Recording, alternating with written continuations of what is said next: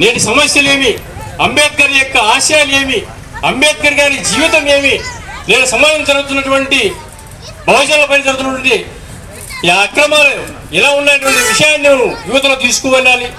మహిళా కాలేజీల్లో కానీ, మరి జూనియర్ కాలేజీల్లో కానీ, డిగ్రీ కాలేజీ విరివిగా సమావేశాలు నిర్వహించాలి.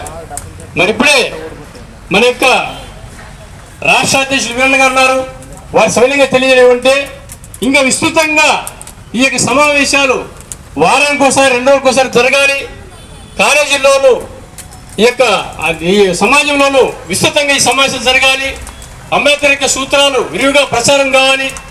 నేను రాజ్యాంగం, రాజ్యసభ జరుగుతున్నటువంటి అన్యాయాలు, ఆక్రమణలు, నేను ప్రభుత్వం జరుగుతున్నటువంటి కుట్రలు, ఇవన్నీ కూడా ఇంకా మనం జనాలకు తెలియజేయాలి. దాని ద్వారా బహుజనులకు ఇంకా ఏం చేయాలి, మనము ఎలా ముందడుగు వేయాలి, మనము సాంస్కృతికంగా పాట ద్వారా, కథల ద్వారా, కవితల ద్వారా జనాల్లోకి విరివిగా అంబేద్కర్ ఆశయాలు మనం చొప్పించాలి.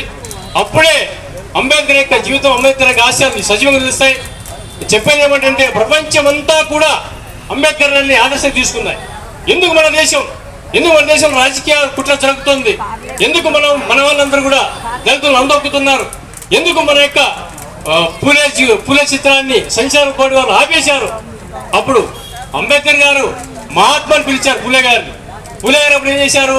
బ్రాహ్మణిజానికి వ్యతిరేకంగా బహుజనుల్ని మేలుకొల్పుతూ అటు విద్యాభ్యాసం కానీ, సాయంకాలం అరాచకాలు కానీ అడ్డుకట్ట వేసి పూలే గారు అద్భుతంగా ఆ రోజే దాదాపు 400 సంవత్సరాల క్రితమే పోరాడారు. మరి వారి యొక్క చలనచిత్రాన్ని సంచార బోర్డు వారు ఎందుకు ఆపారు? వీటిని మనం సీరియస్గా తీసుకోవాలి.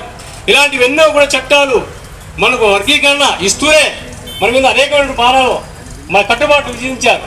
అదేవిధంగా ఏం చేయాలి? ఎమ్మెల్యేలు రావాలి, శాసనసభ్యులు రావాలి, పార్లమెంటు సభ్యులు రావాలి, ఇలాగా రాజ్యాన్ని ఏటువంటి అధికారులు రావాలి.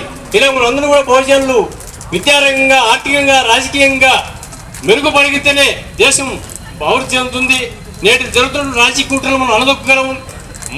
మతాన్ని రెచ్చగొట్టేటువంటి వాళ్ళని అనదొక్కాలి. కుల పోరాటం చేసేటువంటి వాళ్ళని మనం ఏం చేయాలి? మేలుకొల్పాలి. కులాలకు అతీతంగా, జాతికి అతీతంగా, మతాలకు అతీతంగా ఎప్పుడైతే మనం ముందుకు అడుగువేస్తామో అప్పుడే ఈ బహుజనులకు కానీ అంబేద్కర్ సూత్ర ఆశయాలు కానీ కొనసాగుతాయని చెప్తూ నా యొక్క ఉపన్యాసం ముగిస్తుంది. ఎందుకంటే ఇంకా అతిరథ మహారథులు ఎక్కువ మంది ఉన్నారు కాబట్టి ఏది చెప్పదలుచుకున్నాను వాళ్ళు ఇంకా చాలా వివరంగా చెబుతారు. షుగర్ పేషెంట్లు 2 ఉన్నారు, ముఖ్య అతిథులతో వారి యొక్క అనుమతితో తీసుకుంటున్నాను. షుగర్ పేషెంట్ ఉన్నారు, వారికి మీ చేతుల మీదుగా పురస్కారం చేస్తాం. తదుపరి మీరు మాట్లాడతారు. మెహర్ వృద్ధాశ్రమం ద్వారా వారు మహిళ